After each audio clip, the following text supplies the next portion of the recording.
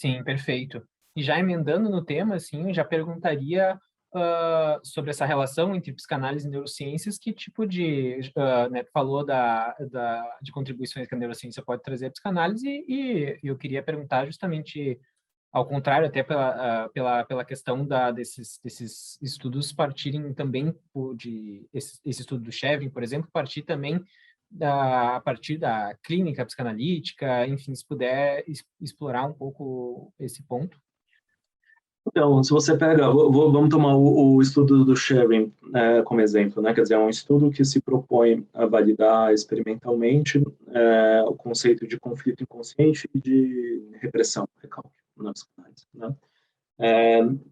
E para isso eles fazem, né? Eles usam, né? Tem um primeiro momento do estudo que é um momento clínico, né?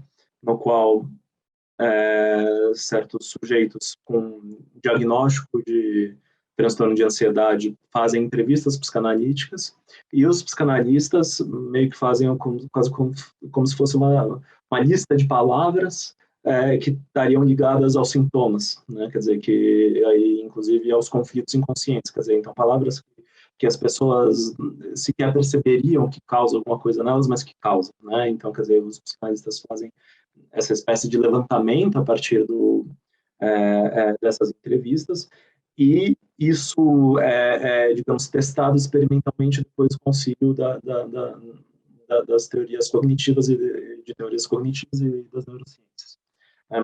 O que está em jogo na parte das neurociências? Está em jogo o reconhecimento de uma onda, que eles chamam de onda alfa, que é um tipo de onda que é normalmente ligado a processos inibitórios, processos cerebrais inibitórios, né? Então, por exemplo, se eu estou dirigindo, né, eu sempre que a gente fala, bom, eu estou focando a minha atenção em uma coisa e eu estou deixando de prestar atenção em outras coisas, tem uma ação das ondas alfas aí, né? Quer dizer, a atenção são as ondas, é um processo inibitório, né? Quer dizer, o meu corpo deixando de prestar atenção. Né? Então, o que acontece? Né? Quer dizer, você tem essas ondas alfas e que são ondas, digamos, genéricas. Né? Quer dizer, elas acontecem sempre que tem um processo inibitório. A gente consegue saber só pelas ondas alfas qual é o processo inibitório, o que está sendo inibido? Não consegue. Né? Quer dizer, é uma coisa absolutamente genérica. Né? Quer dizer, o que rolou a partir das experiências clínicas, né? A partir do momento clínico do estudo, né? Que foi possível parear essas ondas alfas justamente com os conflitos inconscientes e com a repressão. Né? Quer dizer, então, isso que era uma onda até então genérica, né? Quer dizer, que a gente sabe que está acontecendo algum tipo de inibição, a gente não sabe por quê, né? A partir da parte clínica, da parte psicanalítica, efetivamente, a gente sabia, bom, a gente consegue saber o que está acontecendo. Né? Quer dizer, então, isso abre um campo de pesquisa, efetivamente. Né? Quer dizer, isso abre uma série de possibilidades, e aí acho que tem uma contribuição muito grande da psicanálise com isso. Perfeito. E a psicanálise, a sua ética, então, tem compatibilidade com a pesquisa experimental clínica, empírica, desculpa. Eu acho que, de novo, sim e não, né? Quer dizer, acho que não existe uma incompatibilidade a priori, isso com certeza não. Né? Eu acho que o ponto é justamente da gente poder encontrar modos de fazer isso e que justamente eu costumo falar, modos como a gente consegue fazer isso sem perder a psicanálise. Né? Quer dizer, sem perder a psicanálise de alguma maneira, sem perder a ética da psicanálise. Né? Quer dizer, então, como que a gente faz isso? Né, quando a gente fala bom, das intersecções da psicanálise com a antropologia, com a linguística, com a sociologia, era muito mais fácil, era muito mais claro como poder fazer isso sem perder a psicanálise. Quando a gente está falando das neurociências hoje em dia, a gente está falando, né, de pesquisas que tradicionalmente são ligadas a um tipo, uma racionalidade clínica, né, quer dizer, e de próprio, mesmo ligado à compreensão da biologia, né, que é diferente de como a psicanálise funciona. Né? Mesmo se a gente pensar em como a psicanálise entende, como Freud tomava a biologia, o Freud tomava o orgânico de uma maneira muito diferente do que a psiquiatria contemporânea toma o orgânico. Né? O orgânico para o Freud era caos. Né? Quer dizer, ele vai usar o orgânico, a biologia, para pensar a pulsão de morte. né? Quer dizer, não, é outra coisa, né? Quer dizer, o que a gente vê a psiquiatria hoje em dia fala, não, o orgânico nos dá respostas muito claras sobre onde a gente vai, né? Para o Freud é outra coisa, né? Quer dizer, é outro caminho, é uma outra inscrição, né? Então, acho que existe um tempo, eu entendo aí, muito trabalho, né, nesse tempo, mas justamente de construção dessas possibilidades, né? Quer dizer, de construir caminhos possíveis de articulação entre essas ciências, né? E o que a gente foi vendo nesse percurso é que houveram e ainda há, né, quer dizer, muitas tentativas de articulação que são, digamos, tentativas de dominação, né? Quer dizer, não, olha, a neurociência explica, a psicanálise, que bonitinha a psicanálise, vamos aqui trazer para os cientistas de verdade, a gente vai explicar o que está acontecendo, né? Enfim, em geral, são estudos, enfim, nem vale a pena muito entrar, assim, né? O que a gente vai vendo é que, bom, inclusive isso, né, se a gente volta lá para a primeira pergunta, né, tem muito pouco de científico, tem muito pouco de descoberta aí, né, a gente fica só numa coisa de confirmação, de reprodução, né, acho que quando a gente consegue colocar as coisas no mesmo pé, né, quer dizer, em pé de igualdade em relação ao potencial, né, de cada uma das racionalidades, aí a gente abre um campo de fato bom. Quais são as questões que a psicanálise pode colocar na neurociência? Quais são as questões que a neurociência pode colocar na psicanálise? O que a gente faz com isso?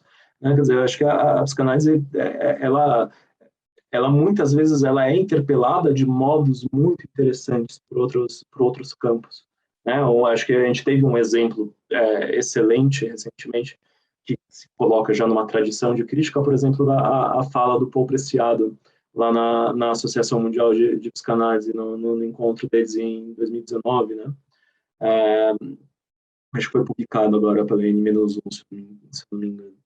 Né? No qual ele vai trazer as teorias de gênero para interpelar a psicanálise. É fantástico, né? Quer dizer, é uma coisa muito interessante, né? E causa na psicanálise, né? Quer dizer, causa.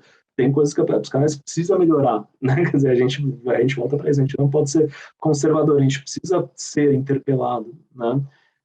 Então, nesse sentido, acho que a questão, acho que basicamente, no limite é essa, assim, bom, o que seria, digamos, um tipo de articulação na qual a gente não perde a ética da psicanálise? Bom, é uma articulação na qual a psicanálise ela pode ser, inclusive, interpelada, né? Quer dizer, então que ela não vai ser explicada por outra, porque não é disso que se trata, de novo, né?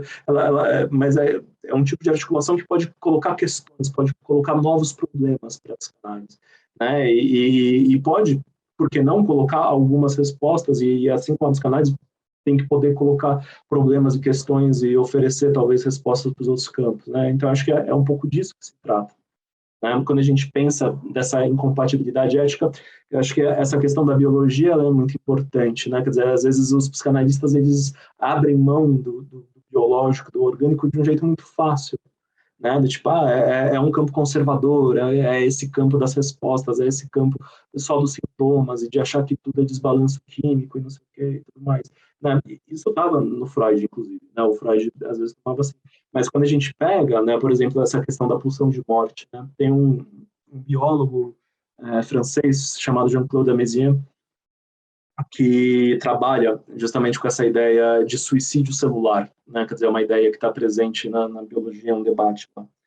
E ele fala, eu não sei como vocês psicanalistas pensam hoje em dia em relação ao além do princípio do prazer, mas nós biólogos, a gente pensa exatamente como Freud fala, né? E é justamente essa ideia de uma biologia que é caótica, né? Quer dizer, a primeira tendência da célula é se matar. E aí depois você tem mecanismos secundários que vão impedir que isso aconteça. É muito diferente de recaptação de serotonina, não sei o quê, né? É outro, né? Mas isso está no campo da biologia, né? Quer dizer, então existem, né? Quer dizer, existem muitas possibilidades de articulação e, enfim, de avanço, né? Sim, e sobre esse assunto ainda, né, eu já trouxe a questão das práticas conservadoras em relação à teoria e sobre a certa desconfiança em relação a qualquer coisa que chegue perto de biologia. Eu queria perguntar no sentido de como é que é, então, o debate sobre ciência dentro do próprio campo da psicanálise, quais as contradições e qual que é a posição que tu defende, É, e se puder, eu acho que já, aí... desculpa, só, se puder já linkar, se achar interessante, com a questão da crítica ideológica, né? No sentido de uma crítica ideológica ser diferente de uma crítica em relação à cientificidade, né? Qual que é o papel essa atitude de a neurociência vai explicar, agora a psicanálise tem na nossa sociedade, né? Sim. Então, eu acho que existem, acho que alguns elementos que precisam ser considerados nisso, né? Eu acho que o primeiro elemento, que acho que a gente já conversou um pouco, diz respeito justamente ao fato de que muitas vezes, quando, digamos, críticas externas são feitas à cientificidade da psicanálise, elas têm como horizonte uma ideia muito fraca de psicanálise, né? Quer dizer, é algo muito inconsistente, né? E isso, digamos, corrobora, né, com essa ideia de que a psicanálise ela incomoda de algum modo, né? Principalmente essas racionalidades que são mais conservadoras, que são mais adaptativas. Né? Quer dizer, então, que é uma coisa que é muito curiosa, né? Quer dizer, bom, a psicanálise causa muito ódio por aí, né? Quer dizer, se a gente pega lá o livro negro da psicanálise, é uma coisa, muito, enfim, né? É difícil sei lá, de explicar. O Freud falava disso já, né? Lá em 1917, né? Uma dificuldade da psicanálise. Né? O que isso produz, muitas vezes? Bom, isso produz um tipo de reação defensiva por parte dos psicanalistas, né? Quer dizer, bom, vocês estão aqui tentando criticar a gente, mas vocês não fazem ideia do que vocês estão falando sobre psicanálise, né? E muitas vezes os psicanalistas acabam, digamos, contra-atacando, e aí a gente tem um problema, que é muitas vezes eles acabam contra-atacando, padecendo do mesmo problema, né? Que é justamente falar que a ciência é algo que não corresponde à compreensão do que é ciência hoje em dia. Né? Então, quer dizer, isso é algo que a gente vê, sei lá, pessoas que vão falar do projeto positivista lógico do Carnap, né? O próprio Carnap voltou atrás, né? E a gente fala disso ainda hoje, né? Quer dizer, qual é o ponto, né? Quer dizer, bom, a ciência que vai produzir uma verdade inquestionável, absoluta e tudo mais, sei lá, não sei se algum cientista pensa isso hoje em dia, né? Ou algum filósofo da ciência, né? Quer dizer, a coisa andou, né? A fila anda, né? Então eu acho que esse é um dos problemas que acontece, né? Mas existe um outro, né, acho que imbricado com isso, né? Quer dizer, acho que a gente tem dois passos posteriores, né? Quer dizer, existe um passo posterior que a gente pode pensar, olha, se a gente faz esse debate um pouco mais atualizado, né, isso demanda uma certa reorganização do próprio campo psicanalítico. Né? Quer dizer, vamos pegar aqui, né, a fala do Preciado. Né? Quer dizer, é uma fala que demanda, bom, a gente precisa trabalhar. Né? Quer dizer, a gente vai. Tem partes que talvez a gente possa responder, tem partes que a gente precisa falar, de fato, isso aqui não serve mais, isso aqui serve, quer dizer, tem um trabalho a ser feito aí. Né? O que a gente viu, né, entre as respostas, né? Respostas muito conservadoras que vão justamente nesse sentido. Apreciado não entendeu o que é psicanálise. Ele entendeu, ele sabia do que ele estava falando, né? Não é disso. Quer dizer, então respostas que vão de alguma maneira tentar silenciar isso que se coloca de maneira crítica. E isso a gente pode entender como uma posição defensiva que acontece em relação a outras ciências também. Isso de fato, né, acontece dentro da psicanálise, né? Por outro lado, né, o que a gente tem, né, e eu tô dando um passinho de cada lado de cada vez, né, mas quer dizer, esse tipo de atitude defensiva tem a ver com essas tentativas, digamos, de assimilação, né, da psicanálise a um discurso adaptativo, né, quer dizer, e isso aconteceu em diversos momentos, internamente, inclusive, pela própria psicanálise, né? Quer dizer, a comunidade psicanalítica muitas vezes assumiu posições conservadoras em relação a isso, né? Eu acho que o melhor exemplo é um pouco, né, as linhas psicanalíticas que vão se consolidando nos Estados Unidos no pós-guerra, né? Mas acho que mesmo o que a gente vê que aconteceu nas instituições mais fortes de psicanálise no Brasil durante a ditadura, né? Quer dizer, tem trabalhos muito interessantes que têm sido feitos sobre isso, inclusive, né? Quer dizer, existe esse conservadorismo, quer dizer, dentro da psicanálise que vai, digamos, domesticando a própria psicanálise, né? Por outro lado, existe, né, quer dizer, acho que uma pulsão crítica dentro da psicanálise que não aceita esse tipo, né, de assimilação ideológica adaptativa. Né? No LaTeCP a gente trabalha muito com essa ideia, né, de que as últimas décadas elas vão se caracterizando por uma retirada do conflito, né, quer dizer, da dimensão do conflito, daquilo que a gente chama de sofrimento. Né? Então, cada vez mais a gente vai pensando sintomas socialmente, né? Quer dizer, a gente vai pensando sintomas e sofrimento sem levar em consideração o conflito que produz isso, o conflito que está envolvido nisso. Né? Então, isso é quase como se fosse uma materialização daquela frase da Margaret Thatcher, que o social não existe. Né? Quer dizer, o que está em jogo nisso? Bom, a gente tem problemas sociais acontecendo, a gente fala, não, mas não tem conflito, são as pessoas, indivíduos que precisam melhorar. A gente tem problemas nas relações de trabalho, bom, se os trabalhadores melhorarem, não vai mais ter esses problemas, né? Então, a gente vai tendo essa individualização, né, quer dizer, do sofrimento, cada vez mais, essa perda, né, da dimensão social, e essa individualização, ela vai até um ponto no qual o sofrimento, ele cai nessa chave do orgânico, do biológico conservador, né? Então, no final das contas, bom, o cara teve um burnout, isso é um desequilíbrio químico. Né, o cara tá depressivo, isso é um desequilíbrio químico, a gente vai, não tem um conflito aí, é só um desequilíbrio, né, não tem implicação, não tem, né, e aí a gente tem, quer dizer, bom, a psicanálise, ela tem uma posição a ser defendida aí, né, quer dizer, isso é algo que a psicanálise não consegue abrir mão sem abrir mão dela mesma, né, quer dizer, de fazer frente a esse tipo de postura.